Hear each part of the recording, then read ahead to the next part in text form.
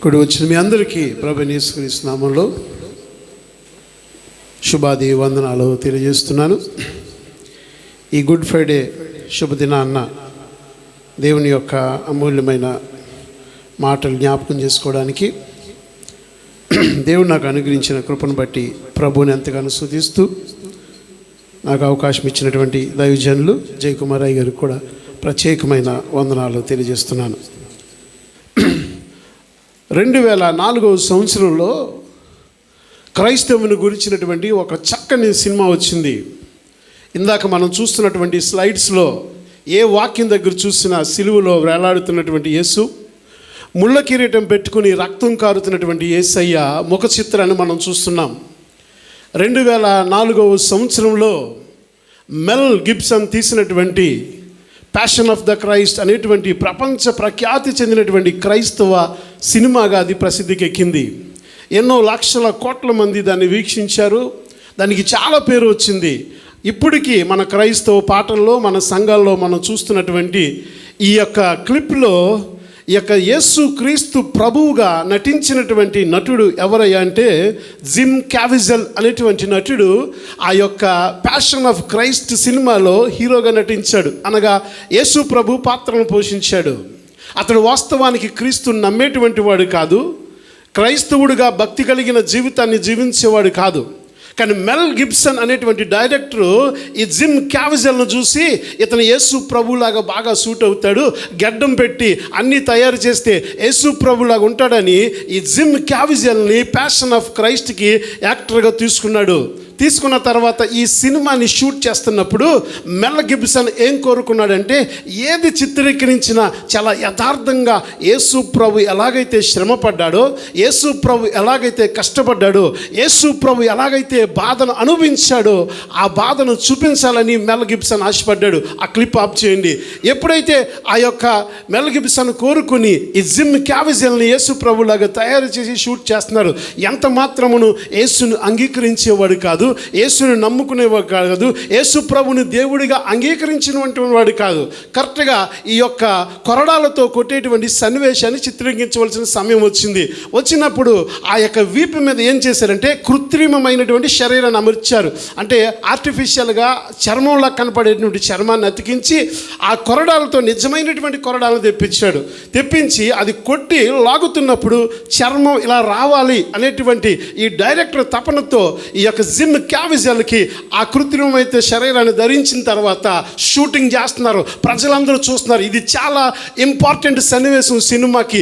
ఇది ఎంత బాగా వస్తే సినిమా అంత మంచి పేరు వస్తుంది, అంత బాగా ఆడుతుందని చాలా ఆతృతగా షూట్ చేస్తున్నారు. ఫోటోగ్రాఫర్లు అందరూ జిమ్ క్యావిజెల్ ఎక్స్ప్రెషన్ని షూట్ చేస్తున్నారు.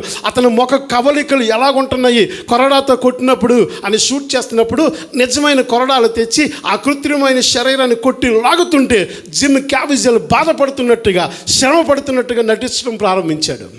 వాహా అంటున్నారు. మెల్ గిబ్సన్ అయితే చాలా సంతోషించాడు. చాలా బాగా నటిస్తున్నాడు, నిజంగా శ్రమ పడుతున్నట్టే నటిస్తున్నాడని సంతోషిస్తూ ఆనందిస్తూ ఒక దెబ్బ కొట్టారు, 2 దెబ్బలు కొట్టారు. చాలా మంచి ఎక్స్ప్రెషన్స్ ఇస్తున్నాడు జిమ్ క్యావిజెల్. కరెక్ట్గా 3వ దెబ్బ కొట్టినప్పటికీ ఈ కృత్రిమమైన శరీరం తొలగిపోయి నిజమైన శరీరంలోనికి కొరడా వెళ్ళిపోయి నిజమైన చర్మాన్ని లాగేసింది. పెద్ద కాకేసి కింద పడిపోయాడు. అంబులెన్స్ వచ్చింది, హాస్పిటల్కి తీసుకెళ్ళిన తర్వాత 16 కుట్లు పడ్డాయి. ఎన్ని కుట్లు? 16 కుట్లు పడ్డాయి. విషజ్వరం వచ్చేసింది. షూటింగ్ అంతా ఆగిపోయింది. మెల్ గిబ్సన్ అనేటువంటి డైరెక్టర్ జిమ్ క్యావిజెల్ని పలకరించడానికి హాస్పిటల్కి వెళ్ళాడు. హాస్పిటల్కి వెళ్ళి ఎలాగుంది, తగ్గిందా, బాగుందా అని అడిగితే ఇంకా జ్వరంగానే ఉంది. అయితే నాదొక ప్రశ్న, నువ్వు చాలా బాగా సినిమా తీస్తున్నావు, నేను ఇప్పుడు వరకు ఈ స్టోరీ గురించి అడగలా, దీని గురించి నేనేం అడగలా, కానీ ఈరోజు జరిగిన సన్నివేశంతో అడుగుతున్నాను, నిజంగా యేసు ప్రభుని ఎంతగా హింసించారా, నిజంగా యేసు ప్రభుని ఎంతగా శ్రమ పెట్టారా అని మెల్ గిబ్సన్ని జిమ్ క్యావిజెల్ క్వశ్చన్ చేస్తాడు.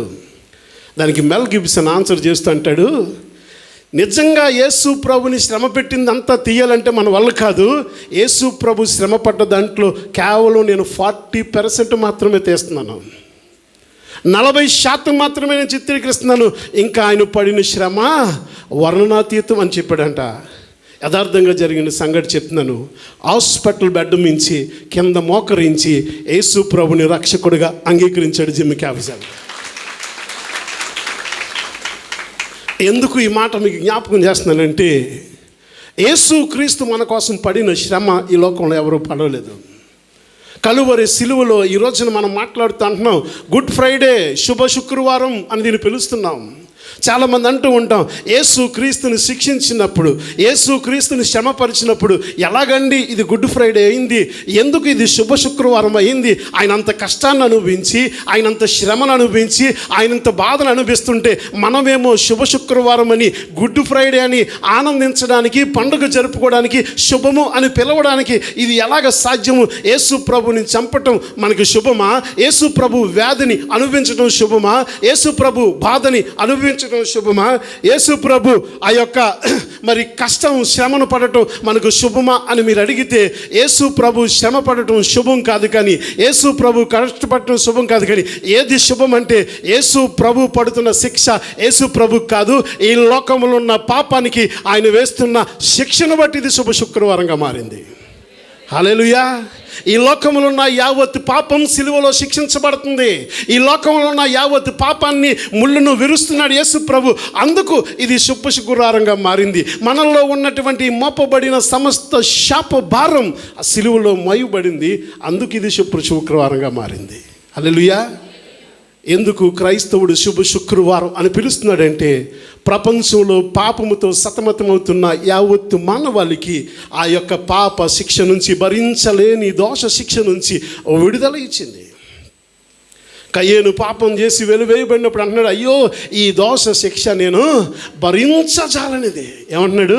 ఈ దోష శిక్ష నేను భరించజాలనిది ప్రభువా, నా పాపం వలన ఈ దోషానికి శిక్ష వచ్చింది, ఈ శిక్షను నేను ఎలా భరించగలనని మానవుడు తహతగలాడుతుంటే, ఈ పాపము నుంచి, ఈ దోషము నుంచి వచ్చే శిక్షకు విడుదల పొందలేక మానవుడు పరితపిస్తుంటే, ఎక్కడికి వెళ్ళి నా పాపము నుంచి పరిహారార్థం రావటం లేదు, పర్మనెంట్గా శాశ్వతంగా పాపము నుంచి విడుదల కలగజేసినప్పుడు యేసు క్రీస్తు ప్రభువే ఆకాశము నుంచి దిగి వచ్చి కలువరి సిలువలో మన కోసం తన ప్రాణాన్ని అర్పించాడు.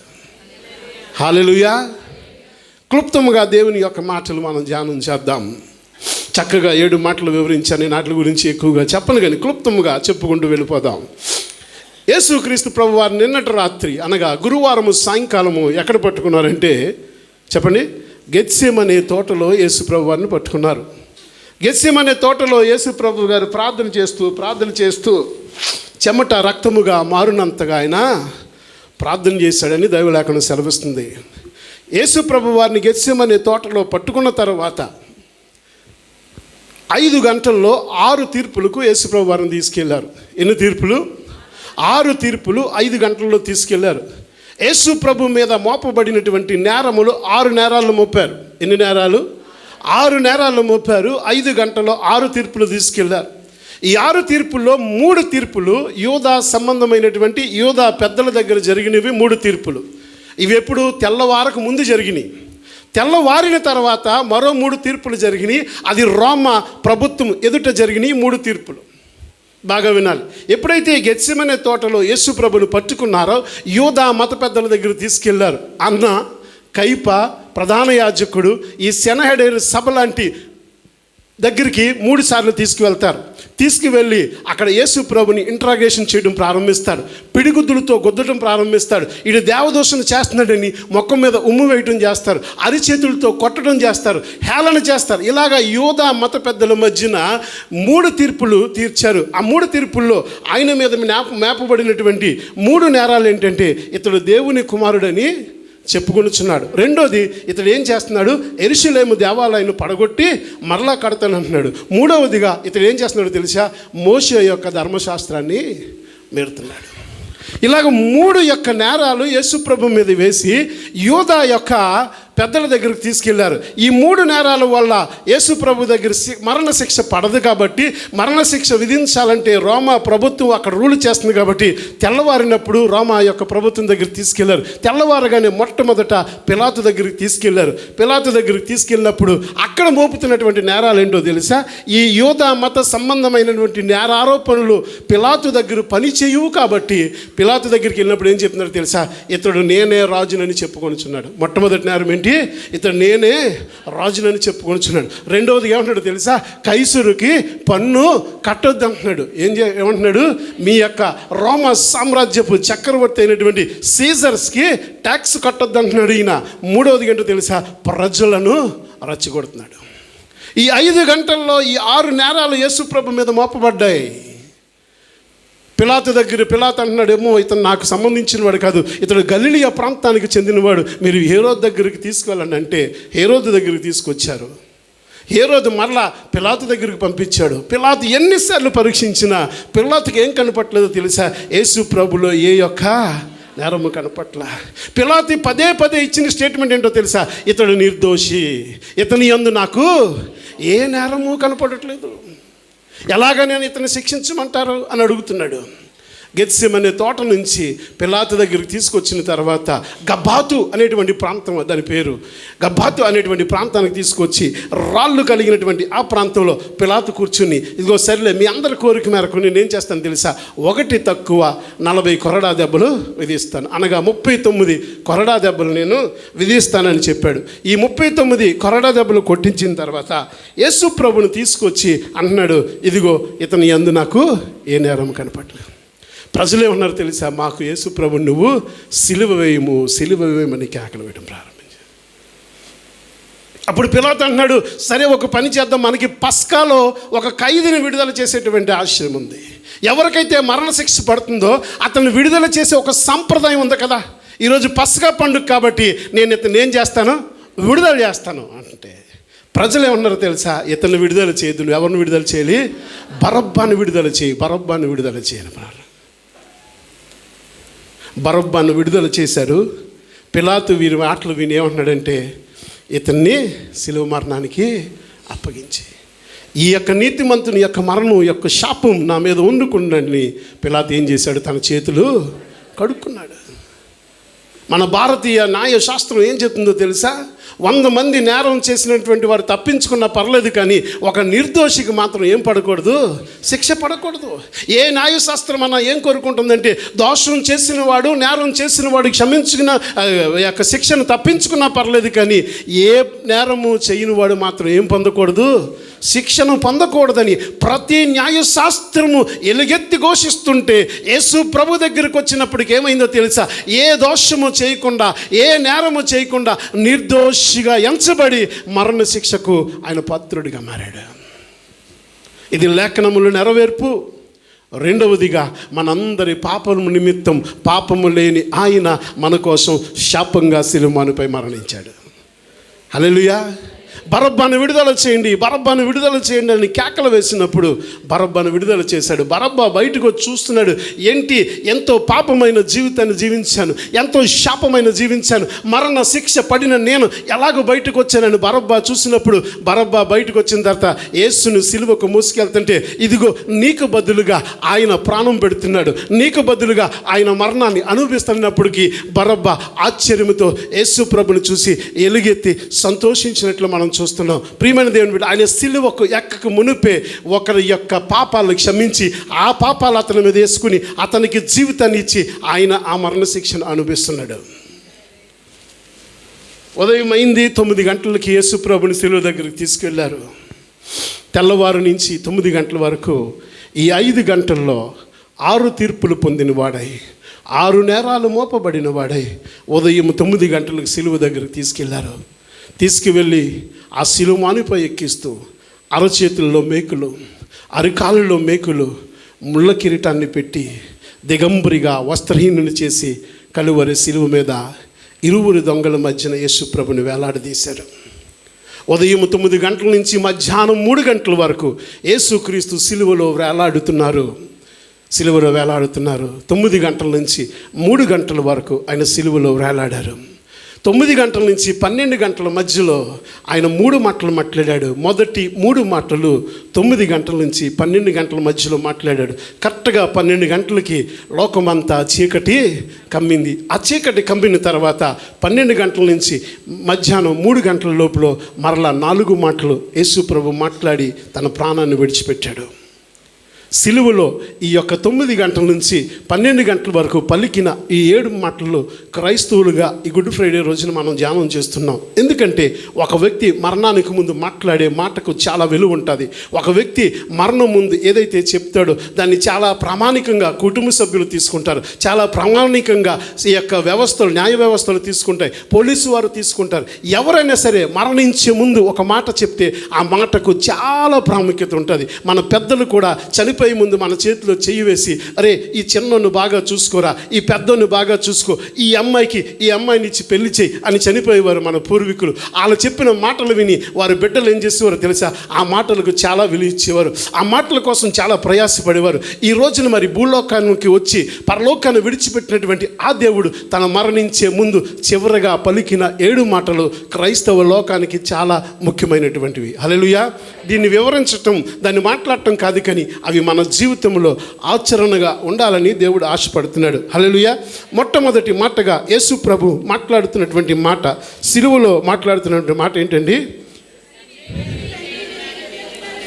తండ్రి వీరేమి చేయుచున్నారో వీరు ఎరుగురు గనక వీరిని క్షమించుడి. ఈ మాట చాలా బాగా మనం వివరించుకుంటూ ఉంటాం, కానీ ఏ సందర్భంలో ఈ మాట మాట్లాడాడో తెలుసా? గెత్సేమనే తోటలో పట్టుకున్నది మొదలుకొని ఉదయం 9 గంటల వరకు సిలువకి వెళ్ళే వరకు ఆయన ఎన్నోసార్లు రక్తాన్ని చిందించాడు. ముళ్ళ కిరీటం పెట్టారు, కొరడాలతో కొట్టారు, అరిచేతుల్లో మేకలు కొట్టారు, అరికాల్లో మేకలు కొట్టారు, ముఖం అంతా ఉమ్మి వేశారు. ఇన్ని రకాల అవమానాలు, శ్రమలు అనుభవిస్తూ ఈ యొక్క సిలువలో వేలాడుతున్నప్పుడు అక్కడున్న ప్రజలందరూ ఏం చూస్తున్నారో తెలుసా? అయ్యో యేసు ప్రభు అనేటువంటి ఈ దేవాది దేవుడు ఎన్నో అద్భుతాలు చేశాడు, ఎన్నో ఆశ్చర్య కార్యాలు చేశాడు, ఎన్నో శక్తి కార్యాలు చేశాడు. అలాంటి దేవుడు ఈ రోజున దిగంబరిగా సిలువలో 3 మేకుల మీద వేలాడుతూ రక్తపు మాంసపు ముద్దగా మారిపోయాడు. అయ్యో సొగసైనను సరుపమైనను లేనివాడిగా మారిపోయాడు. తల నుంచి రక్తం కారుతుంది, ముఖం మీద ఉన్న ఉమ్మంతా ఎండిపోయింది. ఇలాంటి సమయంలో ఈ యేసు ప్రభు ఏదన్నా మాట్లాడితే బాగును, ఆయన నోట నుంచి ఏదన్నా మాట వస్తే బాగునని అక్కడున్న ప్రజలందరూ ఎంత ఆతృతగా, ఆసక్తిగా ఎదురు చూస్తున్నప్పుడు యేసయ్య నోట్లోంచి ఒక అద్భుతమైన మాట వచ్చింది. తండ్రి వీరేమి చేయుచున్నారో వీరు ఎరుగురు గనక వీరిని క్షమించండి.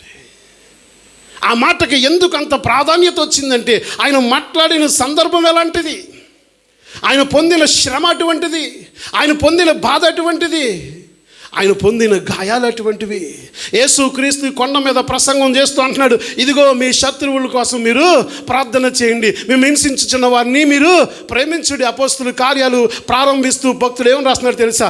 ఆయన బోధించిన వాటిని, అనుసరించిన వాటిని మీకు రాస్తున్నాను అన్నాడు. ఏదైతే యేసుక్రీస్తు బోధించాడో, ఏదైతే యేసుక్రీస్తు ప్రసంగం చేశాడో, ఏదైతే యేసుక్రీస్తు వాక్యం చెప్పాడో అది ఆయన నడకలో ఉంది, ఆయన ప్రవర్తనలో ఉంది, ఆయన చేతల్లో ఉంది. కాబట్టి నేను మీకు రాస్తున్నాను అని భక్తుడు అంటున్నాడు. ఈ రోజున మొదటి మాట ఆయన ఏదైతే ప్రసంగం చేశాడో అదే పలికి చూపించగలిగాడు. హల్లెలూయా. ఈరోజు క్రైస్తవుడు అని పేరు పెట్టుకున్నటువంటి మనం గుడ్ ఫ్రైడే రోజు క్రీస్తుని ఆరాధిస్తున్నటువంటి మన జీవితంలో ఏడుండాలో తెలుసా? మనం ఏదైతే బోధిస్తున్నామో అది మన జీవితాల్లో కనపడాలి. ఏదైతే మనం మాట్లాడుతున్నామో ఆ నడక, ఆ మాట తీరు మన జీవితంలో కనపడాలి. హల్లెలూయా. యేసు తాను బోధించిన దానిని చేసి చూపించాడు. ఆమేన్. ఈరోజు క్రీస్తుగా, క్రైస్తవ విశ్వాసులుగా పిలువబడుతున్నటువంటి మన జీవితాల్లో క్రీస్తు ప్రేమను మనం చూపించాలి. హల్లెలూయా. తాను హింసించుచున్న వారిని చూసి అంటున్నాడు, తండ్రి వీరేమి చేయుచున్నారో వీరు ఎరుగురు గనక వీరిని క్షమించండి, క్షమించండి. తండ్రితో ఆయనకున్నటువంటి సంబంధం ప్రారంభంలో అంటున్నాడు, తండ్రి వీరేమి చేయుచున్నారో వీరు ఎరుగురు గనక వీరిని క్షమించండి. సిలువలో ఆ రోజు తాను హింసించుచున్న వారిని కోసం ప్రార్థన చేసినటువంటి దేవుడు ఈ రోజున ఏం చేస్తున్నాడో తెలుసా? తండ్రి కుడి పార్శ్వమున కూర్చుని పరలోకమందు ఏం చేస్తున్నాడంట? మనందరి కొరకు విజ్ఞాపన చేస్తున్నాడు. ఆ రోజు సిలువలో ప్రారంభించిన ప్రార్థన విజ్ఞాపన, ఆ రోజు కలువరి సిలువలో మనందరి కోసం ఆయన చేసిన ప్రార్థన విజ్ఞాపన నేటికి ఈ రోజుకి పరలోకంలో కూర్చుని మనందరి కోసం ప్రార్థన చేస్తున్నాడు. ఏమన్నాడు తెలుసా? అయ్యా తండ్రి నా బిడ్డను క్షమించయ్యా, తండ్రి నా బిడ్డను క్షమించయ్యా, ఆ బిడ్డ ఏం చేస్తుందో తెలియట్లేదయ్యా, ఇంకా నా బిడ్డకు ఇంకొక అవకాశమే అని మనందరి తరపున విజ్ఞాపన చేస్తున్నటువంటి ఏకైక దేవుడు నజరేయుడైనటువంటి యేసయ్య. హల్లెలూయా. ఈ రోజున మనం ఇంకను పాపము చేస్తూ కూడా జీవిస్తున్నామంటే, పాపము చేస్తూ కూడా శిక్షను భరించకుండా ఉన్నామంటే కారణం ఏంటో తెలుసా? యేసయ్య మనందరి నిమిత్తం పరలోకములో తండ్రి కుడి పార్శ్వమున కూర్చుని విజ్ఞాపన ప్రార్థన చేస్తున్నాడు. హల్లెలూయా. ఈ రోజున మనం ఇతరులను ప్రేమించగలుగుతున్నామా? ఇతరుల పట్ల కరుణను చూపగలుగుతామా? ఇతరుల పట్ల ప్రేమతో భావజాలం పలకగలుగుతున్నామా? ఈ రోజున క్రైస్తవుడిగా మనం పరీక్షించుకోవాలి. క్రీస్తుని దేవుడిగా అంగీకరించినటువంటి మనం, క్రీస్తు సిలువకు మరీ చేరువవుతున్నటువంటి మనం, ఆ క్రీస్తుకు కలిగిన ప్రేమ మనందరిలో కనపడాలని దేవుడు ఈ రోజున ఆశపడుతున్నాడు. హల్లెలూయా. కలువరి సిలువలో మొట్టమొదటి మాటలో చూపించినటువంటి క్షమాపణ ప్రేమ మనందరం కలిగి ఉండాలని దేవుడు ఆశపడుతున్నాడు. ఎప్పుడైతే యేసు ప్రభు ఈ మొదటి మాటను పలికాడో, యేసు ప్రభుకి ఇరువైపులా ఇద్దరు దొంగలు ఉంచబడ్డారు. ఎంతమంది? ఇద్దరు దొంగలు ఉంచబడ్డాడు. ఇద్దరు కూడా మొట్టమొదటిగా దేవుణ్ణి దూషించిన వారే. ఒకడైతే అంటున్నాడు, నువ్వు తండ్రి అయితే, దేవుడు అయితే నిన్ను నువ్వు రక్షించుకుని మమ్మల్ని రక్షించు. రెండో వాడు అంటున్నాడు, తండ్రి నీ చిత్తమైతే యేసు నీ రాజ్యముతో వచ్చినప్పుడు నీవు నన్ను ఏం చేయాలి? జ్ఞాపకం చేసుకోవా అన్నాడు. ఏమన్నాడు? యేసు నీ రాజ్యంతో వచ్చినప్పుడు నీవు నన్ను జ్ఞాపకం చేసుకోవా. నేను అంటాను, ఎప్పుడైతే మొదటి మాట యేసు ప్రభు మాట్లాడాడో, ఎప్పుడైతే తాను హింసించుచున్న వారిని చూసి యేసు ప్రభు క్షమాపణ ప్రార్థన చేశాడో, నేను అనుకుంటాను ఈ దొంగ జీవితం మీద చాలా ప్రభావాన్ని చూపించింది. అయ్యో, ఇతను నిజంగా దేవుడు కాకపోతే ఇంత కష్టపెడుతున్న వారిని, ఇంత హింస పెడుతున్న వారిని క్షమించమని ఎలాగో ప్రార్థన చేయగలుగుతాడు? ఏ మానవుడు కూడా ఇలాంటి క్షమాపణ గుణం కలిగి నేను ఎప్పుడు చూస్తుండలేదే. కానీ ఒక్క దేవుడైతే మాత్రమే ఇలా చేయగలడని ఆ మొదటి మాట యొక్క ప్రభావం దొంగ జీవితం మార్పుకి కారణమైందని నేను అంటాను. హల్లెలూయా. అందుకే వెంటనే వాడు యేసు ప్రభుని చూసి అంటున్నాడు, యేసు నీ రాజ్యంతో వచ్చినప్పుడు నీవు నన్ను జ్ఞాపకం చేసుకోవా. ఎప్పుడైతే మొదటి మాటలోని ప్రేమ, మొదటి మాటలోని క్షమాపణ ఒక దొంగ యేసుని రక్షకుడిగా అంగీకరించడానికి, పశ్చాత్తాపడడానికి కారణమైందో, ఈ రోజున మన యొక్క ప్రేమ, మన యొక్క ప్రవర్తన ఇతరుల రక్షణకు కారణమవ్వాలి. హల్లెలూయా. ఇతరులు మన యొక్క ప్రవర్తన చూసి, యేసు అలాంటి మాటలు చూసి, ఇదిగో ఇతడు అందరిలాగా మాట్లాడట్లేదే, ఇతడు అందరిలాగా ప్రవర్తించట్లేదే, ఏదో ఇతని జీవితం ఒక విభిన్నంగా ఉంది, ఏదో ఇతని జీవితం ఒక ప్రత్యేకంగా ఉంది, లోకంలో అందరూ ప్రవర్తిస్తున్నట్లు ఈ వ్యక్తి ప్రవర్తిస్తలేదు, అందరూ మాట్లాడుతున్నట్టు ఈ వ్యక్తి మాట్లాడట్లేదని నువ్వు పనిచేసే ఆఫీసులో, నువ్వు పనిచేసే గృహాలలో, నువ్వు ఉంటున్నటువంటి నీ కుటుంబ సభ్యులు ఏమనుకోవాలంటే, యేసు ప్రభు నమ్ముకున్న తర్వాత ఈ బిడ్డ జీవితంలో ఏదో ఒక నూతన మార్పు వచ్చిందండి, అందరిలాగా మాట్లాడట్లేదు, అందరిలాగా ప్రవర్తించట్లేదు, చాలా అద్భుతంగా ఉందని ఆశ్చర్యపోయి వారు ఏం చేస్తారో తెలుసా? నిన్ను బట్టి యేసు దగ్గరికి వచ్చి, యేసు నన్ను జ్ఞాపకం చేసుకో అంటారు. హల్లెలూయా. యేసు నన్ను జ్ఞాపకం చేసుకోవా. ఎప్పుడు ఆత్మలు రక్షించబడతాయి? ఎప్పుడు ఆత్మలు రక్షించబడతాయంటే మనమే క్రీస్తుకు సాక్షులుగా జీవించినప్పుడు, మన ప్రవర్తనలోంచి క్రీస్తు లోకానికి ఉదయించినప్పుడు, మన యొక్క గుణాలలోంచి క్రీస్తు కిరణాలు ప్రబలినప్పుడు, మనలోంచి క్రీస్తు ప్రభావం లోకాన్ని తాకినప్పుడు, మనలోంచి క్రీస్తు వెలుగు లోకాన్ని దర్శించినప్పుడు అనేక మంది నిన్ను బట్టి యేసును రక్షకుడిగా అంగీకరిస్తారు. హల్లెలూయా. ఆ దొంగను చూసి యేసు ప్రభు అంటున్నాడు, అమ్మా ఏమన్నాడు? నేడు నీవు నాతో కూడా పరదేశంలో ఉంటావు. ఎంత అద్భుతమైన మాట అండి ఇది. నేడే, రైట్ నౌ, ఈరోజే ఎక్కడుంటావు? నాతో ఎక్కడుంటావు? పరదేశంలో ఉంటావు. క్రైస్తవ మతానికి, క్రైస్తవ యొక్క క్రీస్తు విశ్వాస వీరులుగా చెప్పుచున్న వారికి గొప్ప ధైర్యాన్ని ఇచ్చినటువంటి, భరోసా ఇచ్చినటువంటి మాట ఏంటో తెలుసా? నేడు నీవు నాతో కూడా పరదేశంలో ఉంటావనేటువంటి ఈ మాట క్రైస్తవుడికి చాలా పెద్ద ఆదరణ, క్రైస్తవుడికి చాలా పెద్ద ధైర్యం, క్రైస్తవుడికి చాలా పెద్ద విజయకేకాన్ని చెప్పాలి. ఎందుకంటే యేసు ప్రభు మరణం తర్వాత గమ్యం ఏంటన్నది దృఢంగా, గమ్యం ఏంటన్నది నమ్మకముగా దృఢపడిచి ఛాలెంజింగ్గా చెప్తున్నాడు. నేడే నీవు నాతో కూడా ఎక్కడుంటావు? పరదేశంలో ఉంటావు. ఎందుకురా నువ్వు యేసు ప్రభుని నమ్ముకున్నావు? ఎందుకు నువ్వు యేసుని రక్షకుడిగా అంగీకరించావు? ఎందుకు నువ్వు క్రీస్తు మతంలోనికి వెళ్ళిపోయి బాప్తిసం తీసుకుని మన కులాన్ని విడిచిపెట్టేశావు అని ప్రశ్నించే వారికి నువ్వు ఇచ్చే సమాధానం ఏంటో తెలుసా? నా యేసయ్య నా గమ్యస్థానాన్ని తెలపగలిగాడు. నా యేసయ్య నేను చనిపోయిన తర్వాత ఎక్కడికి వెళ్తానో రూఢిగా, ద్రూఢిగా ఆయన చెప్పినటువంటి ఏకైక దేవుడు ప్రపంచంలో యేసయ్య ఒక్కడే. యేసయ్య ఒక్కడే. చనిపోయిన తర్వాత నువ్వు ఎక్కడికి వెళ్తావో తెలుసా? పరదేశంలోనికి వెళ్తావు. నాతో పాటు వెళ్తావు. మనం ఏదో చనిపోయిన తర్వాత ఏమోనండి చనిపోయాడు, ఎక్కడికి వెళ్తున్నాడు ఏంటో, ఏదో గాలికి కొట్టిపోయినట్టు మనం కొట్టుకుపోట్లా. ఏమైపోయిందో అగమ్య గోచరంలో క్రైస్తవుడు జీవించట్లా. చనిపోయిన తర్వాత ఏమవుతుందో తెలియని మతంలో మనం ఆరాధించట్లా. చనిపోయిన తర్వాత ఎక్కడికి వెళ్తామో తెలియని దేవుని మనం ఆరాధించట్లా. చనిపోయిన తర్వాత మనం ఎక్కడికి తీసుకువెళ్తాడో అలాంటి దేవుని మనం ఆరాధన చేస్తున్నాం. నమ్మితే గట్టిగా చప్పలు కొడుతూ దేవుని మహిమపరుద్దాం. నువ్వు చనిపోయిన తర్వాత నిన్ను ఎక్కడికి తీసుకెళ్లాలో రూఢిగా ద్రూఢిగా నీకు వాగ్దానం చేసిన దేవుణ్ణి నువ్వు ఆరాధన చేస్తున్నావు. ఆమేన్. ఈ లోకంలో చాలామంది మత గ్రంథాలు చెప్పలేకపోయాయి ఈ మాటను ధైర్యంగా.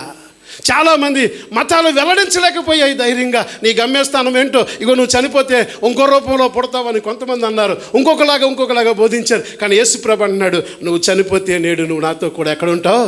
పరదేశంలో ఉంటావు. పరదేశంలో ఉంటావు. యేసు ప్రభు ఆ దొంగని పరదేశంకి తీసుకుని వెళ్ళాడు. చనిపోయిన తర్వాత ఇందాక చదువుకున్నాం కదా, సహోదరి చదివించింది వాక్య భాగాల్లో. ఆయన అదృశ్య లోకంలోనికి, మనం అపోస్తుల ప్రమాణంలో ఏం చెప్తాం ప్రతి వారం?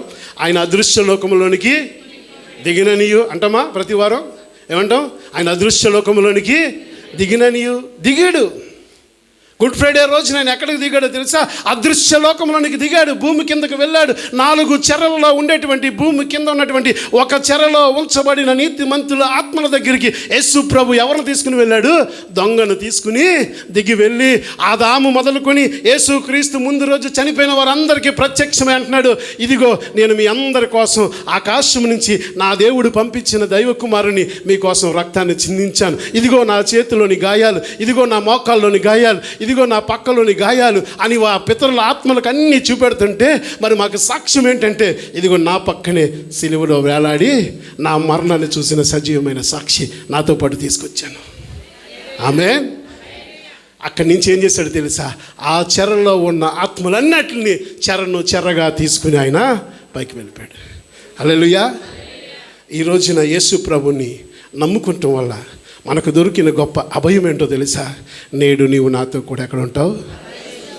పశ్చాత్తాపడదాం. ఇంకా మనం పాపములు ఉంటే యేసుని అడుగుదాం. నువ్వు అడగగానే, నువ్వు పశ్చాత్తాపం పడగానే యేసయ్య నిన్ను ప్రేమించి నిన్ను క్షమించగలిగిన ఏకైక దేవుడు, తనతో పాటు నిన్ను పరలోకములో తన పక్కన కూర్చోబెట్టగలిగినటువంటి ఏకైక దేవుడు మన దేవుడు. ఆమేన్. త్వరగా ముందుకు వెళ్దాం. 3వ మాట ఏంటండి? అమ్మా ఇదిగో నీ యొక్క కుమారుడు. యేసు ప్రభు సిలువలో వేలాడుతూ మొదటి 2 మాటలు పలికాడు. 3వ మాటగా తన దగ్గర నిలిచి ఉన్న తల్లిని చూశాడు. ఎవరిని చూశాడు? తన తల్లిని చూశాడు. తల్లిని చూసి అంటున్నాడు, అమ్మా ఇదిగో నీకు కుమారుడు. ఇదిగో నేను లోక కళ్యాణార్థమై వచ్చాను, తండ్రి చిత్తాన్ని నెరవేర్చడానికి వచ్చాను. నా తండ్రి చిత్తాన్ని మాత్రమే నేను నెరవేర్చి వెళ్ళిపోతున్నాను. నన్ను కని పెంచిన నా తల్లికి నాకు ఏమి సంబంధం లేదు అని యేసు ప్రభు సిలువలో తల్లిని వదిలేలా శ్రమను పడుతూ, బాధను అనుభవిస్తూ, కష్టాన్ని అనుభవిస్తూ నా తల్లితో నాకు సంబంధం లేదు అనుకోలే. ఒక రోజున యేసు ప్రభు వాక్యం చెప్తుంటే, అయ్యా నీ తల్లిదండ్రులు వచ్చారు, నీ చెల్లి వచ్చింది, నీ అన్న వచ్చింటే ఎవరు నా తల్లి, ఎవరు నా చెల్లి అని ప్రశ్నించిన ఆ దేవుడు కలువరి సిలువలో ఆ మాట పలకల.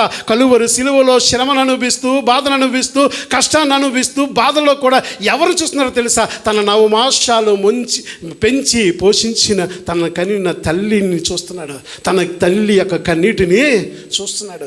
ఆ సందర్భంలో తల్లితో ఏమంటున్నాడో తెలుసా? అమ్మా నిన్ను ఒంటరిగా విడిచిపెట్టి నేను వెళ్ళిపోవట్లేదు. నీ కుమారుడు చనిపోయాడు నువ్వు అంగలారుస్తున్నావే, నీ కొడుకు చనిపోయాడు నువ్వు దుఃఖిస్తున్నావు, నువ్వు బాధపడకు. నీకేం చేస్తున్నాను? నా తరపున ఒక కుమారుని నీకు ఆదరణగా ఇస్తున్నాను, నిన్ను పెంచడానికి ధైర్యంగా నీకు కుమారుని ఇస్తున్నానని చెప్పి, అమ్మా ఇదిగో నీ కుమారుడని తల్లి పట్ల దేవుడు తన యొక్క బాధ్యతను చూపించాడు. హల్లెలూయా. మోషేతో దేవుడు మాట్లాడుతూ 10 ఆజ్ఞలను ప్రజలకు రచించి ఇచ్చాడు. ఎన్ని ఆజ్ఞలు ఇచ్చాడు? 10 ఆజ్ఞలు ఇచ్చాడు. అందులో 5వ ఆజ్ఞలు ఏమంటాడో తెలుసా? నువ్వు దీర్ఘాయుష్యవంతుడగునట్లు నీ తల్లిని నీ తండ్రిని సన్మానించుము. ఏమవ్వాలంటే నువ్వు దీర్ఘాయుష్యవంతుడు అవ్వాలంటే ఎవరిని సన్మానించాలి? నీ తల్లిని నీ తండ్రిని సన్మానించాలి. ఒకవేళ నువ్వు నీ తల్లిని తండ్రిని సన్మానించకపోతే నువ్వేమవుతావని? నువ్వు దీర్ఘాయుష్యవంతుడివి అవ్వలేవని హెచ్చరికతో, వాగ్దానముతో కూడినటువంటి ఆజ్ఞ అది. అన్ని ఆజ్ఞలు నార్మల్గా ఉంటాయి. వ్యభిచరించొద్దు, నరహత్య చేయొద్దు, ఇవన్నీ సింగిల్ లైన్ స్టేట్మెంట్స్. కానీ తల్లిదండ్రుల దగ్గరికి వచ్చినప్పుడు ఏం చేశాడు తెలుసా? వాగ్దానముతో కూడినటువంటి ఆజ్ఞ ఇచ్చాడు. ఏమిచ్చాడు? వాగ్దానముతో కూడినటువంటి ఆజ్ఞ. నువ్వు నీ తల్లిని తండ్రిని ప్రేమిస్తే, నువ్వు నీ తల్లిని తండ్రిని సన్మానిస్తే నువ్వేమవుతావో దేవుడే స్వయంగా రాతి పలకల మీద తన చేతితో రాసి ఇచ్చిన ఆజ్ఞను దేవుడు ఎలా కొట్టేస్తాడు? తాను ఏ ఆజ్ఞనైతే అరచేతులతో మోషేకు రాతి పలకల మీద రాసి ఇచ్చాడో ఆ ఆజ్ఞను దేవుడు ఎలా మర్చిపోతాడు? అందుకే ఆ దేవుడే సిలువలో తన తల్లిని కన్నీటిని తుడుస్తున్నాడు. ఆమేన్. ఎంతమంది బిడ్డలు మీ తల్లిదండ్రుల యొక్క కన్నీరుని తుడుస్తున్నారు? ఎంతమంది బిడ్డలు మీ తల్లిదండ్రుల పట్ల బాధ్యతగా ప్రవర్తిస్తున్నారు? కన్నీ పెంచినటువంటి నీ తల్లిదండ్రులను నువ్వు ఏ రకంగా చూసుకుంటున్నావు? ఎలాంటి పరిస్థితుల్లో యేసు ప్రభు తల్లి వంక చూశాడో తెలుసా? ఉదయం 9 గంటల నుంచి ఎండలో ఏలబడుతూ ముఖం మీద ఉన్న ఉమ్ము ఎండిపోతుంటే, ఈ రక్తం కళ్ళు మించి కారుతుంటే, చేతుల్లోంచి మేకులు కారుతుంటే, ప్రతికూల పరిస్థితుల్లో ఇలాంటి నిస్సహాయ స్థితిలో ఉండి కూడా ఏం చేస్తున్నాడు? తన తల్లి యొక్క కన్నీరుని తుడవాలని చూస్తున్నాడు. మనం ఏమంటామో తెలుసా? కువైట్లో నేను ఎన్ని కష్టాలు పడుతున్నానో మీకు తెలుసండి. కువైట్లో నేను ఎన్ని బాధలు పడుతున్నానో తెలుసా? నేను డబ్బు సంపాదించడానికి ఉదయం లెగిస్తే సాయంకాలం వరకు ఆ ఇల్లు తిరిగి ఈ కంపెనీ నిద్ర ఆహారాలు లేకుండా 24 గంటలు నేను కష్టపడుతుంటే నెలవగానే నీకు నేను డబ్బులు పంపించాలా? రోజు నేను నీకు ఫోన్ చేసి పలకరించాలా? రోజు నా తల్లిదండ్రులకు పలకరించేంత సమయం నాకు లేదు, తల్లిదండ్రుల్ని పలకరించేదాకా సమయం నాకు లేదు అని ఈరోజు నా క్రైస్తవుడు మాట్లాడుతుంటే, యేసు ప్రభు కలువరి సిలువలో వేదన చెందుతూ బాధను అనుభవిస్తూ ఆ యొక్క శ్రమలోంచి తన తల్లి యొక్క కన్నీరును తుడుస్తున్నాడు. ఈరోజు క్రైస్తవులు తల్లిదండ్రులు మర్చిపోవటం చాలా బాధాకరం. క్రైస్తవులు తల్లిదండ్రులు కన్నీరు తుడకపోవటం చాలా బాధాకరం. నిన్ను కన్నీ పెంచడానికి నీ తల్లిదండ్రులు ఎంత వేదన చెందారో నీకు తెలుసా? ఈరోజు నువ్వు ఈ స్థితిలోనికి రావడానికి, ఈ దేశంలో నువ్వు ఇలా బలంగా ఉండడానికి నీ తల్లిదండ్రులు చేసిన త్యాగం నీకు తెలుసా? వెస్టర్న్ కల్చర్ ఈ రోజున క్రైస్తవ లోకంలోనికి వచ్చేసింది. మదర్స్ డే అంట, ఫాదర్స్ డే అంట. ఎందుకంటే వాళ్ళ తల్లిదండ్రులు తీసుకెళ్ళి అనాథ శరణాలయంలో వదిలేస్తారు, ఆశ్రమంలో పెట్టేస్తారు. పెట్టేసి వాళ్ళు ఏం చేస్తారు తెలుసా? సంవత్సరానికి ఒక రోజు నా తల్లి ఎలాగుందో, నా తండ్రి ఎలాగున్నాడో చూడడానికి ఆ యొక్క సంవత్సరానికి ఒకసారి తల్లిని గుర్తు చేసుకోవాలి. కాబట్టి వాళ్ళ దానికి ఒక పేరు పెట్టుకున్నారు. ఏమని? మదర్స్ డే అని, ఫాదర్స్ డే అని పెట్టుకుని తల్లిని వదిలేసినోడు తల్లి దగ్గరికి, నాన్నను వదిలేసినోడు నాన్న దగ్గరికి ఒక కేకో ఒక ఫ్లవరో పట్టుకెళ్ళి అనాథ శరణాలయంలో పలకరించి వచ్చేసి దరిద్రమైన కల్చర్ని మనం కూడా ఆచరిస్తూ మదర్స్ డే అని, ఫాదర్స్ డే అని సెలబ్రేట్ చేసుకున్నాం. రోజు నీ తల్లిని నువ్వు ప్రేమించాలి, రోజు నీ తండ్రిని నువ్వు పలకరించాలి, వారికి ప్రతి నెల కావలసిన అవసరాలు మనం తీర్చాలని యేసు ప్రభు కలువరి సిలువలో వేలాడుతూ చెప్పకనే చెప్పాడు. ఆమేన్. రాజమండ్రి ప్రాంతంలో ఒక ఆశ్రమం ఉంది. నేను ఈ మధ్యన సోషల్ నెట్వర్క్లో చదివాను. చాలా బాధ అనిపించింది, ఆ హృదయాన్ని కలతవేసింది చదివితే. ఒక వ్యక్తి బాగా చదువుకున్నాడు, తండ్రి చనిపోయిన తర్వాత తల్లి అని బాగా పెద్ద చేశాడు. ఐటీలో గొప్ప జాబ్ వచ్చిందంట ఆడికి. ఇందులోని ఐటీలో చాలా పెద్ద జాబ్ వచ్చింది, కొన్ని లక్షల జీతం వచ్చేసింది. మ్యారేజ్ చేసుకున్నాడు. పెళ్ళైన తర్వాత భార్య అంటుంది, నీ తల్లిని నేనేం చేయలేను, సాకలేను, నీ తల్లిని చూడటం నా వల్ల కాదు. మన దగ్గర చాలా మంచిది, వన్ ఆఫ్ ద రిచెస్ట్ ఆశ్రమం ఉంది, చక్కగా అక్కడ బాగా చూసుకుంటారు, అక్కడ నీ తల్లిని పెట్టే అని చెప్పింది.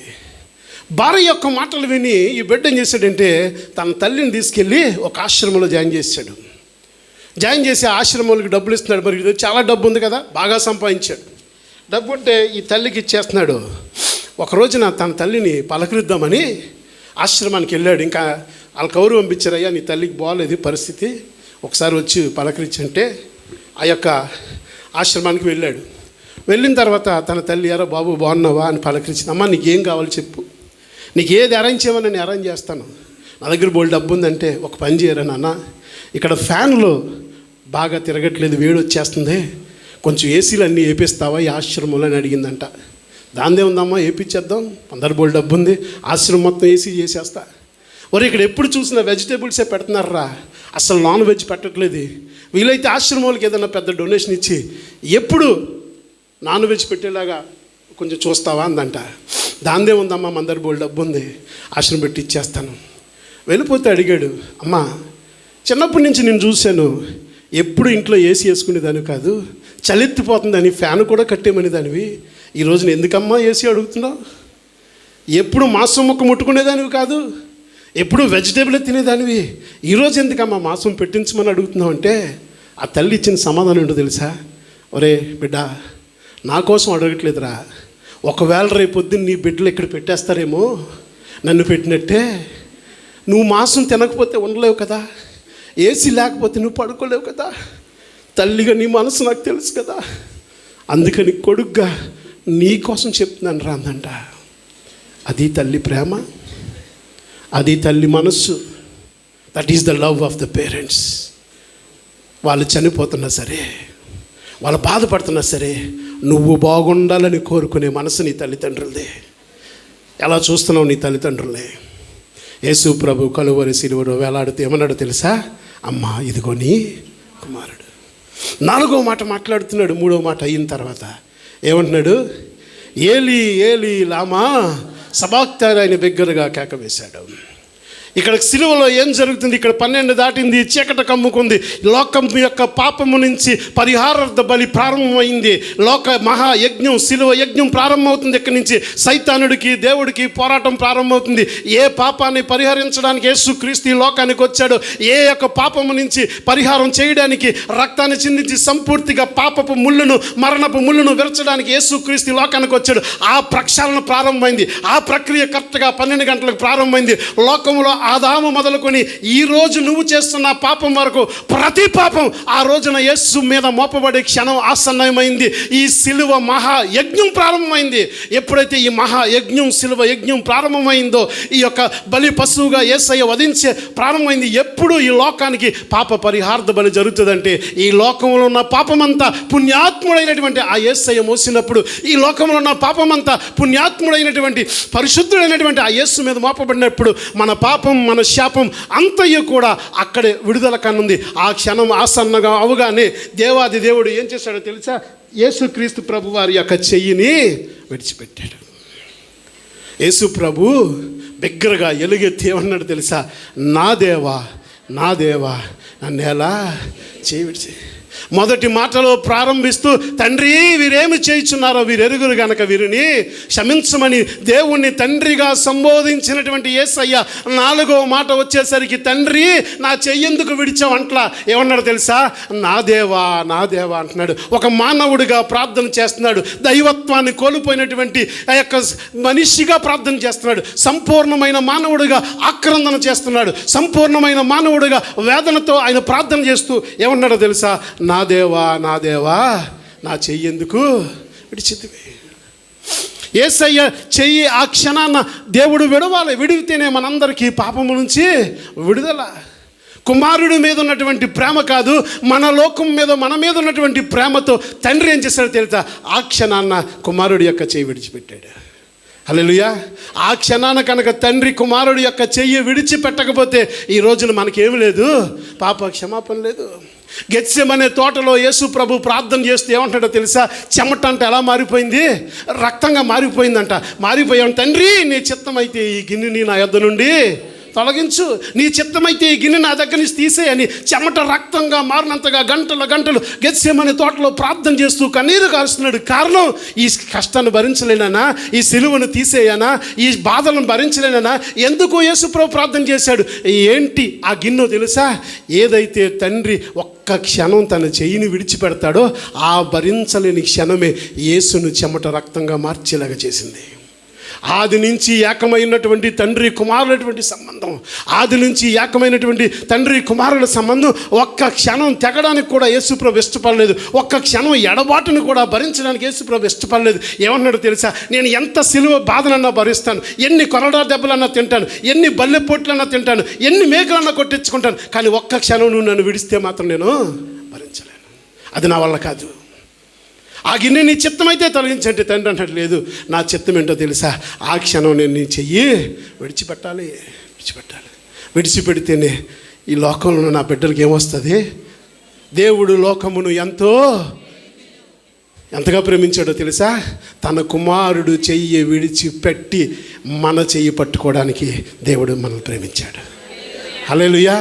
ఆ ఒక్క క్షణం తను ప్రేమించిన కుమారుని జగత్ పునాది వేయకబడక మునిపే తండ్రి కుమారులుగా కలిసినటువంటి ఈ సంబంధం, ఎన్నడూ విడిపోని తండ్రి కుమారుల సంబంధం మనలను పాపము నుంచి విడుదల చేయడానికి ఆ ఒక్క క్షణం తండ్రి కుమారుని చెయ్యి ఏం చేశాడు? విడిచిపెట్టాడు. కాబట్టి ఈ రోజున మనం దేవుణ్ణి ఆరాధన చేయగలుగుతున్నాం. ఆ క్షణం విడిచిపెట్టాడు కాబట్టి మనం ప్రభుని ఆరాధన చేయాలి. చాలా బిగ్గరగా అరిచినటువంటి కేక, భరించలేనటువంటి బాధ. యేసు ప్రభు దేన్నన్నా భరించాడు కానీ దేన్ని భరించలేకపోయాడు? తండ్రి నుంచి ఎడబాటు భరించలేకపోయాడు. ఆ తండ్రి కుమారుల సంబంధం ఎంత ఔన్నత్యం గలదంటే, ఏ క్షణమైతే తండ్రి తను విడిచిపెట్టాడో దాన్ని పసిగట్టగలిగాడు, దాన్ని గ్రహించగలిగాడు. తండ్రి నువ్వు నన్ను ఎందుకు నా దేవా విడిచిపెట్టావు అంగలార్చగలిగాడు. సంసోను కూడా దేవుని ఆత్మచేత నింపబడిన వాడే, బాల్య దినము నుంచి నాజీరు చేయబడిన వాడే, దేవుని ఆత్మచేత నింపబడిన వాడే, ఫిలిస్తీన్ను సంహరించినటువంటి అత్యధికమైన బలము కలిగిన సంసోను, ఎల్లప్పుడూ పరిశుద్ధాత్మ అభిషేకం పొందినటువంటి సంసోను జీవితంలో పాపం చేసినప్పుడు ఏం జరిగిందో తెలుసా? 16వ అధ్యాయంలో న్యాయాధిపతులు అంటాడు, యెహోవా తనను ఎడబాసెనని అతనికి తెలియక ఎప్పటి వలె లేచి ఏం చేస్తున్నాడంట? విరజిమ్ముకుంటున్నాడంట. ఏం తెలియక? యెహోవా తనను ఎడబాసెనని అతనికి తెలియక ఎప్పటి వలె లేచి ఫిలిష్తీయుల మీద విరజిమ్ముకుంటున్నాడు. కానీ అప్పటికే తనలోంచి ఏం పోయింది? We don't know. ఎప్పుడు దేవుడు మనల్ని విడిచిపెట్టి వెళ్ళిపోయాడో, ఎప్పుడు మన నుంచి విడిచిపోయాడో సంసోనుకి తెలియలా. నాతోనే దేవుడు ఉన్నాడేమో, నాతోనే ఇంకా దేవుని ఆత్మ ఉందేమో అనేసి ఎప్పుడులాగే మనం విరజింపుకుంటున్నాడు. కానీ ఎప్పుడైతే పాపం అంచబడిందో పరిశుద్ధాత్ముడు వెళ్ళిపోయాడు. ఎప్పుడైతే పాపం యేసయ్య మీద మోపబడిందో, ఎప్పుడైతే పాప ప్రక్షాళనార్థమై ఈ లోక శాపం యేసయ్య మీద మోపబడిందో, పరిశుద్ధుడైనటువంటి దేవుడు యేసయ్య చేతిని విడిచిపెట్టాడు. హల్లెలూయా. ఈ 4వ మాటలో మనందరి కోసం క్షమాపణ కనపడుతుంది. 5వ మాట ఏమంటున్నాడో తెలుసా? లేఖనములను నెరవేర్చినట్లుగా ఆయన ఏమంటున్నాడు? చిరకను పుచ్చుకుని నేను దప్పిక గొనుచున్నాను అన్నాడు. బాగా వినాలి. ఏమంటున్నాడు? 5వ మాటగా నేను దప్పిక గొనుచున్నాను. యేసుక్రీస్తు ఈ లోకంలో ఉన్నప్పుడు సమరయ స్త్రీ దగ్గరికి వచ్చి ఏమన్నాడో తెలుసా? ఇదిగో నేను ఇచ్చు నీళ్ళు తాగువాడు అన్నాడును దప్పికొనడు. అయ్యా నీళ్ళు నాకు ఇవ్వని అడిగింది, నేను ఇస్తే నీళ్ళు నువ్వు దప్పికొనవనయ్యా అన్న దేవుడు ఈరోజు సిలువలో దప్పికొన్నాడు. ఒకటి, లేఖనములు సమస్తమును నెరవేర్చడానికి, పూర్తిగా తండ్రి చిత్తాన్ని నెరవేర్చడానికి యేసుప్రభు ఈ లోకానికి వచ్చాడు. బాగా వినాలి. యేసుప్రభు ఈ లోకానికి వచ్చాడు. ఎందుకు వచ్చాడు? ప్రతి ప్రవచనము, ప్రతి లేఖనము నెరవేర్చబడ్డానికి యేసుప్రభు ఈ లోకానికి వచ్చాడు. చివరిగా మిగిలిన ఒకే ఒక లేఖనము నెరవేర్పు, నేను దప్పికొనుచున్నాను అనేటువంటి మాటను కూడా పలికి యేసు ప్రభు లేఖనమును సంపూర్తి చేశాడు. అదే కాకుండా కొలస్సీలు రాసిన పత్రిక 2వ అధ్యాయం 9వ వచనం ఒక్కసారి చదువుకుందాం. కొలస్సీలు రాసిన పత్రిక 2వ అధ్యాయం 9వ వచనం. అమ్మ చదువు. ఏలయనగా దైవత్వము యొక్క సర్వ పరిపూర్ణత శరీరముగా క్రీస్తునందు ఏం చేస్తుంది? నివసించుచున్నది. హల్లెలూయా. యేసు ప్రభు దగ్గరికి వచ్చినప్పటికీ మనకేం కనపడుతుంది అంటే, సంపూర్ణమైనటువంటి మానవుడిగా, సంపూర్ణమైనటువంటి దైవత్వం కలిగిన వ్యక్తిగా యేసు ప్రభు ఈ లోకంలో జీవించాడు. బాగా వినాలి. ఎవరికి లేనటువంటి అద్భుతమైనటువంటి ఒక క్రియ యేసు ప్రభు దగ్గర కనపడుతుంది. ఏం కనపడుతుంది? ఆయన సంపూర్ణమైనటువంటి దైవత్వము ఆయన శరీరం అందు నివసించింది. హల్లెలూయా. ఆయన అందరిలాగే నిద్రపోయాడు, అందరిలాగే ఆకలి కొన్నాడు. ఇది సంపూర్ణమైన శరీరం యొక్క అలవాట్లు. ఆయన ధోని ఎక్కి నిద్రపోయాడు, నాకు ఆకలి అవుతుంది అన్నాడు. ధోనిలోంచి వర్షం వస్తున్నప్పుడు, తుఫాన్ వస్తున్నప్పుడు ధోని మించి లేచి ఏమన్నాడు తెలుసా? ఆ యొక్క తుఫానుని ఆయన గద్దించాడు. ఆయనలో ఉన్నటువంటి దైవత్వాన్ని చూపించాడు. లాజరు చనిపోయినప్పుడు బేతనీకి వచ్చినప్పుడు అక్కడ మరియా మార్తల యొక్క కన్నీరుని చూసి యేసు ప్రభు ఏం కార్చాడో తెలుసా? యేసు కన్నీళ్లు విడిచాడు. ఇది ఆయన యొక్క సంపూర్తి అయినటువంటి మానవత్వానికి సాదృశ్యం. మనలాగే కన్నీరు కార్చాడు, మనలాగే ఆయనకి ఫీలింగ్స్ వచ్చినాయి, మనలాగే ఎదుటి మానవుని యొక్క బాధను ఆయన గ్రహించగలిగాడు. సంపూర్ణమైన మానవుడిగా ఉన్నాడు. వెంటనే యేసు ప్రభు ఏం చేశాడు తెలుసా? సమాధిలో ఉన్నటువంటి లాజర్ని తిరిగి లేపాడు. ఇది ఆయన సంపూర్ణ యొక్క దైవత్వపు యొక్క శక్తి. హల్లెలూయా. యేసు ప్రభులో 2 ఇముడు ఉన్నాయి. సంపూర్ణమైన దైవత్వం ఉంది, సంపూర్ణమైన మానవత్వం కలిగినటువంటి ఒకే ఒక దేవుడు యేసయ్య. అయితే ఇప్పుడు ఈ శిలువ మానిపైన ఈ చేస్తున్నటువంటి ఈ మహా యజ్ఞం ఏదైతే ఉందో, ఈ యావత్తు మానవాళి పాప పరిహార్థ బలి ఏదైతే చేస్తున్నాడో, ఈ మహా యజ్ఞం చేసినప్పుడు, ఈ యొక్క శిలువలో బలి పశువుగా మారుతున్నప్పుడు ఆయన సంపూర్ణ మానవుడిగా మాత్రమే మరణించాలి. ఎలా మరణించాలి? సంపూర్ణ మానవుడిగా మాత్రమే మరణించాలి. ఒకవేళ శిలువ మీద ఏ దైవత్వపు యొక్క అధికారాన్ని ఆయన చూపించిన సైతానుడు తండ్రి దగ్గరికి వెళ్ళి ఏమంటాడో తెలుసా? నీ దైవత్వపు యొక్క అధికారాన్ని నీ కుమారుడికి ఇచ్చావు, నీ దైవత్వపు యొక్క శక్తిని నీ కుమారుడికి ఇచ్చావు, అందుకే శిలువలో ఆయనకి బాధ తెలియలేదు, శిలువలో ఆయనకి నొప్పి తెలియలేదు, కాబట్టే ఈ బలియాగం చేశాడు, కాబట్టి ఈ బలి చెల్లదంటాడు. అందుకే యేసుప్రభు ఏమన్నాడో తెలుసా, నేను సంపూర్ణ శరీరముతో మానవుడిగా నేను మీకోసం బలి అవుతున్నాను, సంపూర్ణ మానవుడిగా నా ప్రాణం పెడుతున్నానని ఆయన ఏమంటాడో తెలుసా, మనవలే నేను దప్పికొనుచున్నాను అన్నాడు. హల్లెలూయా. మనవలే నేను దప్పికొనుచున్నాను అన్నాడు. మన దాహాన్ని తీర్చాడు. నరకములో ఉన్నటువంటి ఆ యొక్క ధనవంతుడు ఏమని కేక వేస్తున్నాడో తెలుసా, తండ్రి నీ చిత్తమైతే ఆ యొక్క అబ్రహాము రొమ్మును రానుకున్న ఉన్న లాజరు యొక్క చిటికి నీళ్ళు ముంచి ఏం చేస్తావు, నా నాలుక మీద వేసి నా దాహాన్ని తీర్చవా అంటాడు. అలాంటి దాహం మనం పొందకూడదని, నరకములోనికి వెళ్ళి నువ్వు దాహం పొందకూడదని యేసు ప్రభు నీ కోసం సిలువలో దాహం కొన్నాడు. హల్లెలూయా. నువ్వు నరకంలోనికి వెళ్ళి, ప్రభువా నా నాలుక ఎండిపోతుంది, నాకు దాహంగా ఉంది, నీ చిటికి నీళ్ళు నాకు ముంచి నా నాలుక మీద పెట్టు అని నువ్వు ఏడకుండా ఉండాలని, అలాంటి అంగలార్పు నీకు రాకూడదని యేసు ప్రభువే సిలువలో నీ కోసం నా కోసం దాహం కొన్నాడు. హల్లెలూయా. దప్పికొన్నాడు. చివరిగా అంటున్నాడు 6వ మాటగా, సమస్తమును సమాప్తమైందని చెప్పాడు. ఇది ఒక విజయ కేక, ద క్రై విత్ జాయ్. ఇది ఒక విజయ కేక. ఏదోని తోటలో అయితే అవ్వమ్మ ఆదములు పాపం చేసినప్పుడు వారి దగ్గరికి యేసు ప్రభు ప్రత్యక్షమే అంటున్నాడు, ఇదిగో మీరు పాపం చేశారు, మీరేం చేస్తారు, మరణ శిక్షకి పాత్రుడు. అంటే ఏమన్నాడు తెలుసా, ఇదిగో ఈ సర్పం మమ్మల్ని మోసపుచ్చిందంటే, ఇదిగో స్త్రీ సంతానము నుంచి ఒకడు వచ్చును, ఆడేం చేస్తాడు, నీ శిరస్సు మీద కొడతాడు. ఏం చేస్తాడు, నీ శిరస్సు మీద వాడు నిన్ను కొడతాడు అని సైతానుడితో శపథం చేశాడు ఏదోను తోటలో దేవుడు. ఒక రోజున స్త్రీ కడుపులోంచి ఒకడు వస్తాడు, ఆడేం చేస్తాడో తెలుసా, నీ శిరసను చితక్ కొడతాడని ఏదోను తోటలో సైతానుడు పాపాన్ని ప్రేరేపించినప్పుడు సైతానుడికి వార్నింగ్ ఇచ్చాడు. సైతానుడితో శపథం చేశాడు దేవుడు. అందుకని సైతానుడి యొక్క శపథాన్ని, ఆ మరణపు ముళ్ళును, సైతాను తలని చితగొట్టే ప్రక్రియ ముగించిన తర్వాత యేసుప్రభు అన్నాడు, తండ్రి ఇదిగో నువ్వు ఏదైతే ఆ రోజు ఛాలెంజ్ చేసావో ఆ యొక్క విజయాన్ని నేను ఏం చేశాను, I have accomplished the mission, సమస్తమును నేను సమాప్తం చేశాను అని విజయంతో తండ్రికి చెప్పుచున్నటువంటి మాట. నీ చిత్తాన్ని సంపూర్తిగా నేను నెరవేర్చాను అని తండ్రికి చెప్పుచున్నటువంటి మాట.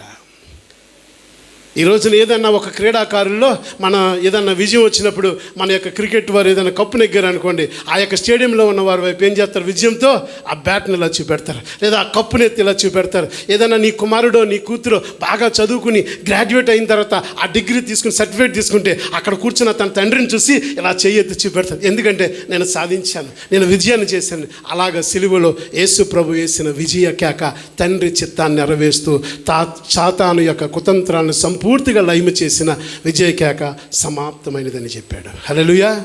చివరిగా ఆయన మాట్లాడుతున్నటువంటి మాట చదువుకుందాం ఒకసారి. లూకా సువార్త 23వ అధ్యాయం 46వ వచనం.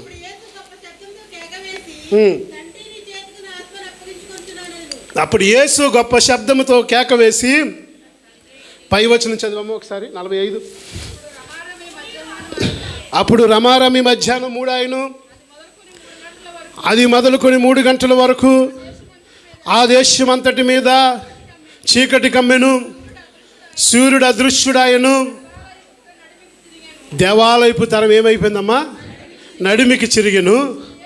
ఏమంటున్నాడు, అప్పుడు యేసు గొప్ప శబ్దముతో, తండ్రి నీ చేతికి నా ఆత్మను అప్పగించుకొనుచున్నాను. 45వ వచనానికి 46వ వచనానికి లింక్ చేస్తూ మధ్యలో అప్పుడు యేసు, ఎప్పుడు యేసు, ఎప్పుడైతే దేవాలయపు తెర నడిమికి చిరిగిపోయిందో అప్పుడు యేసు అంటున్నాడు, తండ్రి ఇదిగో నా ఆత్మను ఏం చేస్తున్నాను, నీ చేతికి నేను అప్పగిచ్చేస్తున్నాను.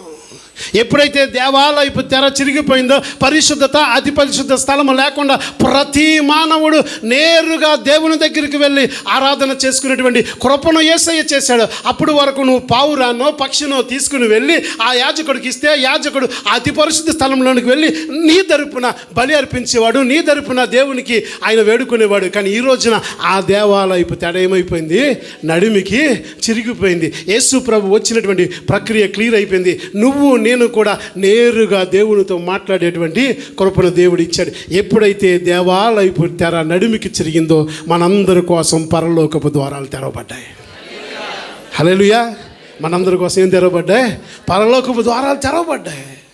అప్పుడు యేసు అన్నాడు, తండ్రి నీ చేతికి నా ఆత్మను అప్పగించుకొనుచున్నానయ్యా.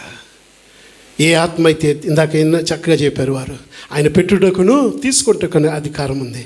కానీ తిరిగి ఏం చేశాడు, నీ చేతికి నా ఆత్మను అప్పగించుకొనుచున్నాను అని చెప్పి ఏం చేశాడు, తన ప్రాణమును చెప్పాలి, తన ప్రాణమును విడిచేను. ప్రాణాన్ని ఏం చేశాడు? విడిచిపెట్టేశాడు. ప్రాణం ఎందులో ఉంటుందంటే రక్తంలో ప్రాణం ఉంటుంది. చివరిసారిగా యేసు ప్రభు ఆత్మను అప్పగించి తన యొక్క మొత్తం రక్తాన్ని మన కోసం చిందించేశాడు. ఈ స్ప్రెడ్ ఆల్ ద బ్లడ్. చివరి ఆఖరి రక్త బొట్టు కోసం మన కోసం చిందించేశాడు. ఏమన్నాడు తెలుసా? యేసు రక్తము ప్రతి పాపము నుండి మనలకు మొత్తం రక్తాన్ని చిందించేశాడు. ఏం చెప్పాడు? ఆ మాట చెప్పి ఆయన తల ఉంచి ఒకసారి చదివమ్మా చివరిగా. నీ చేతికి నా ఆత్మను అప్పగించుకొనిచున్నానని చెప్పి ప్రాణం విడిచాను. అంతేనా? 23:46 ఒకసారి చదవండి ఫస్ట్ నుంచి. అప్పుడు యేసు గొప్ప శబ్దముతో కేకవేసి, తండ్రి నీ చేతికి ఆత్మను అప్పగించుకొనిచున్నాను నేను. ఆయన ఇలాగూ చెప్పి ప్రాణమును విడిచిన. యోహాను సువార్త 19:30 ఒకసారి చదువుకుందాం. యేసు ఆ చెరకను పుచ్చుకొని సమాప్తమైనదని చెప్పి తల వంచి ఆత్మను అప్పగించాడు. చివరిసారిగా ఆయన ఏం చేశాడంటే ఆత్మను, ప్రాణం విడిచాడు, రక్తాన్ని చిందించేశాడు, తల వంచి ఆత్మను అప్పగించాడు. హల్లెలూయా. ఏం చేశాడు? తల వంచి ఆత్మను అప్పగించాడు. యేసు ప్రభు సృష్టిని చేస్తున్నప్పుడు, యేసు ప్రభు ఆదామును తయారు చేస్తున్నప్పుడు, ఆదామును మట్టి బొమ్మగా తయారు చేసిన తర్వాత ఆదాముకు ఊపిరి పోయడానికి ఏదోను తోటలో మట్టి బొమ్మగా ఆదామును తయారు చేసి దేవుడు ఊపిరి పోయడానికి వారి నాసికారంధ్రంలో ఏం ఊదాలి? ఇప్పుడు జీవాత్మను ఊదాలి. జీవాత్మను ఊదడానికి నేలను మోకరించి ఆ నేల మీద పడి ఉన్నటువంటి ఆ బొమ్మ ఉంది కదా, ఆ మట్టి బొమ్మకి ఊపిరి ఊదడానికి తల వంచి ఆ నాసికారంధ్రంలో యేసు ప్రభు జీవాత్మను ఊదుతుంటే ఆకాశ మండలంలోని పరలోక సైన్య సమూహం అనుకుంటుందంట, ఏమైంది ఈ సర్వశక్తి గల దేవుడికి? ఆకాశం కలుగునుగా కంటే కలిగింది, భూమి కలుగునుగా కంటే కలిగింది. ఇలాంటి దేవుడు ఒక మట్టి బొమ్మ ముందు తల వంచుతున్నాడు ఏంటి? ఏం చేయబోతున్నాడు ఆ మట్టి బొమ్మతో? ఎవరు ఈ మట్టి బొమ్మ? ఆయన తల ఎందుకు వంచుతున్నాడని ఆశ్చర్యంతో దిగ్బంధంతో చూస్తుంటే ఆయన తల వంచి వారి నాసికారంధ్రంలో ఏముదాడు? జీవాత్మనుతే ఆ మట్టి బొమ్మ లేచి ఆయన స్వరూపంలో ఆయన ముందు నిలబడింది. దేవుడు మానవుని ఎంతగా ప్రేమించాడంటే ఆయనే తల వంచి మనకు ఊపిరి పోసినటువంటి దేవుడు. ఈ మానవుడు పాపం చేసి దేవుని సహవాసం నుంచి దూరం అయిపోతే, ఈ మానవుడి సహవాసం నుంచి దేవునికి దూరం అయిపోతే మరలా మనకి తిరిగి సహవాసం ఇవ్వడానికి మన కోసం సిలువలో తల ఉంచాడు. హల్లెలూయా. మన కోసం సిలువలో తల ఉంచాడు. ఈ రోజున ఆ కలువరి సిలువలో వేలాడుతున్న యేసుని మనం ఆరాధన చేస్తున్నాం. 7 మాటలు ధ్యానం చేస్తున్నాం. రొమ్ము కొట్టుకుంటూ అనేక మంది క్రీస్తుని చూసి వెళ్ళిపోయారంట, ఏడ్చిచ్చి వెళ్ళిపోయారు. అలాగే గుడ్ ఫ్రైడే మాటలు వినేసి రొమ్ము కొట్టుకుంటూ అయ్యో యేసయ్య శ్రమ పడ్డాడు, కష్టపడ్డాడు, బాధపడ్డాడు అని వెళ్ళిపోదామా? ఆ యేసయ్య పలికిన 7 మాటలు మన జీవితంలో అవలంబిద్దామా? ఆచరణగా చేద్దామా? చివరిగా ఒక ఉదాహరణ చెప్పి నేను ముగిస్తాను. అమెరికా దేశంలో నికీ క్రూజ్ అనేటువంటి ఒక ఆయన ఉన్నాడు. ఈయన న్యూయార్క్ పట్టణంలో చాలా ఫేమస్ గ్యాంగ్స్టర్. 1938 న్యూయార్క్ని గడగల్లాడించాడు. మోనోస్ అనేటువంటి గ్యాంగ్ని రన్ చేశాడు. ఆయన పేరేంటో తెలుసా? Nicky cruise.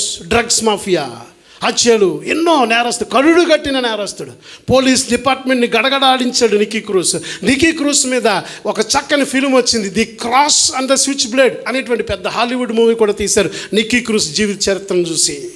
ఇలాగ హాలీవుడ్ మూవీలో ఈయన ఎంత ఫేమస్ ఎందుకయ్యాడంటే, ఒక రోజున ఒక దైవజనుడు డేవిడ్ విల్కర్సన్ అనేటువంటి ఆయన ఈ యొక్క గ్యాంగ్స్టర్స్ దగ్గరికి వచ్చి వాక్యం చెప్పాలని ఒక రోజు నికీ క్రూజ్ని కనిపెట్టి నికీ క్రూజ్ దగ్గరికి వచ్చి ఏమన్నాడు తెలుసా? Nicky Cruz, Jesus loves you, Jesus died for you అన్నాడు. ఏమన్నాడు? యేసు నిన్ను ప్రేమిస్తున్నాడు, యేసు నీ కోసం చనిపోయాడు అనగానే నికీ క్రూజ్ కోపం వచ్చి, నేను ఎంత బలమైన గ్యాంగ్స్టర్ని, నా దగ్గరకు వచ్చి యేసు ప్రభు గురించి చెప్తాను. యేసు మొక్క మీద కొడితే పాస్టర్ గారి మొక్కం నుంచి నీళ్లు, కన్నీరు, రక్తం మొత్తం ప్రారంభమైంది.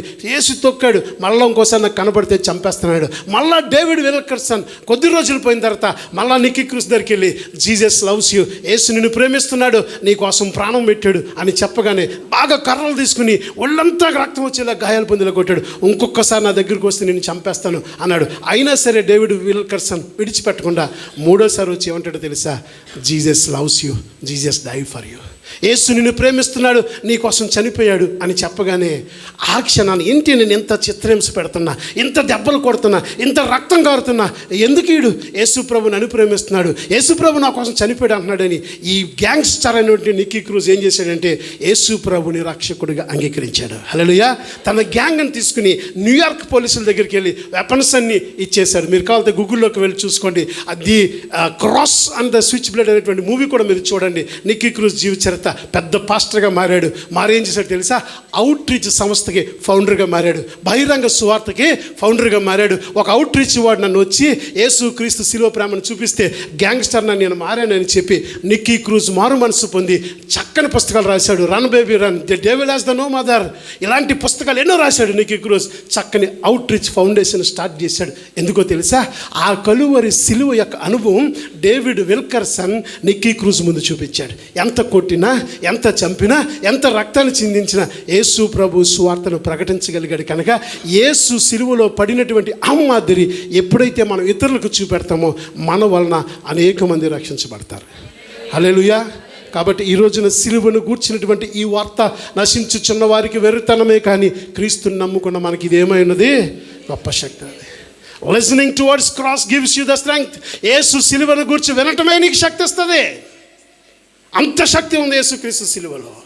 ఈ సిలువను ఆశ్రయిస్తున్నటువంటి మనం, సిలువలో సప్త పలుకులు ఉన్నటువంటి మనం, ఈ లోకంలో ఏ దేవుడు చేయలేనటువంటి త్యాగం, ఏ దేవుడమ్మా ఇన్ని గాయాలు పొందింది, ఏ దేవుడమ్మా మానవుడి కోసం ఇన్ని దెబ్బలు తిన్నది, ఏ దేవుడమ్మా మన కోసం ఇంత శ్రమ అనిపించింది, ఒక్క యేసుక్రీస్తు తప్ప. యేసుక్రీస్తు ఒక్కడే మన కోసం శ్రమ అనుభవించాడు. యేసుక్రీస్తు ఒక్కడే మన కోసం గాయాలు పొందాడు. యేసుక్రీస్తు సిలువను ఆశ్రయిద్దాం.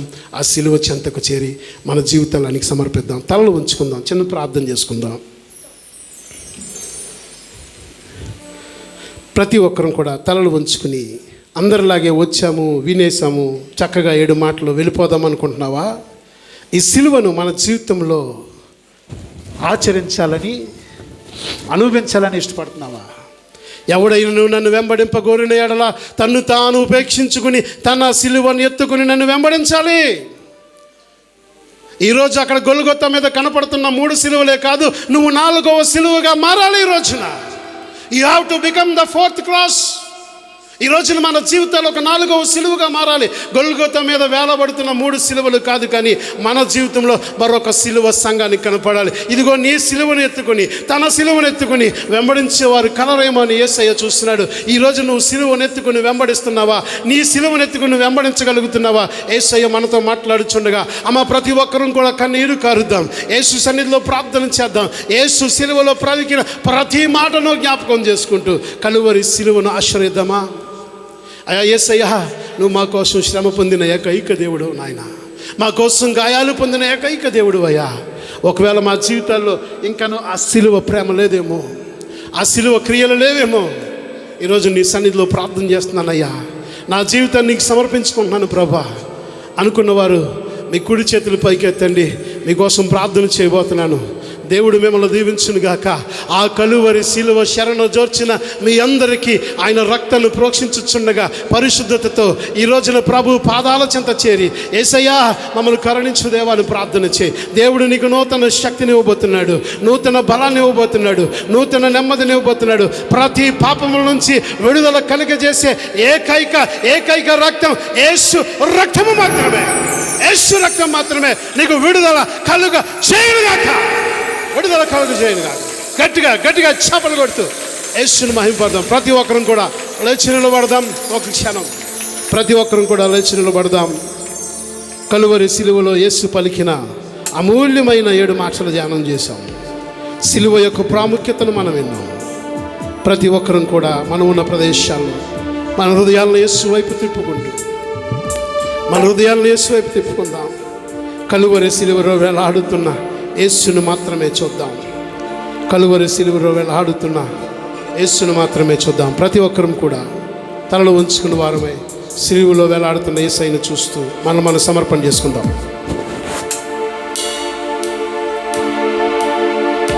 సిలువలో ఆ ఘోర కల్వరిలో తొలువలా మధ్యలో వేలాడిన యేసయ్యా. అందరం కలిసి పాడదామా? ప్రతి ఒక్కరు చప్పట్లు కొట్టు.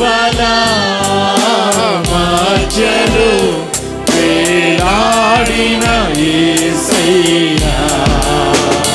వెలి అయిన యేసయ్యా, బలి అయిన యేసయ్యా, నిలువెల్ల నలిగితివా, నీవెంతో అలసితివా. సిలువలు ఆ ఘోర కల్వరిలో తులువల మధ్యలో వేలాడిన యేసయ్యా. అందరం కలిసి పాడదాం. తులువల మధ్యలో వేలాడిన యేసయ్యా. నేరము చేయని నీవు ఈ ఘోర పాపి కొరకు భారమైన సిలువా పోయలేక మోసావు. నేరము చేయని నీవు ఈ ఘోర పాపి కొరకు భారమైన సిలువా పోయలేక మోసావు. కొరడాలు చెల్లని చీల్చెదే నీ సుందర దేహమునే. కొరడాలు చెల్లని చీల్చెదే నీ సుందర దేహమునే. తడిపెను నీ తనునే రుధిరంబు చారలే. స్తోత్రం. తడిపెను నీ తనునే రుధిరంబు దారలే. అయిన యేసయ్యా, బలి అయిన యేసయ్యా, నిలువెల్ల నలిగితివా, నీవెంతో అలసితివా. సిలువలో ఆ సిలువలో ఆ ఘోర కల్వరిలో తులువల మధ్యలో వేలాడిన యేసయ్యా. అందరం కలిసి పాడదాం. తులువల మధ్యలో వేలాడిన యేసయ్యా. స్తోత్రం. వదకు సిద్ధమైన గొర్రె పిల్లవోలే పూన ఉమ్మివేయా. మౌనివైనావే, వదకు సిద్ధమైన గొర్రె పిల్లవోలే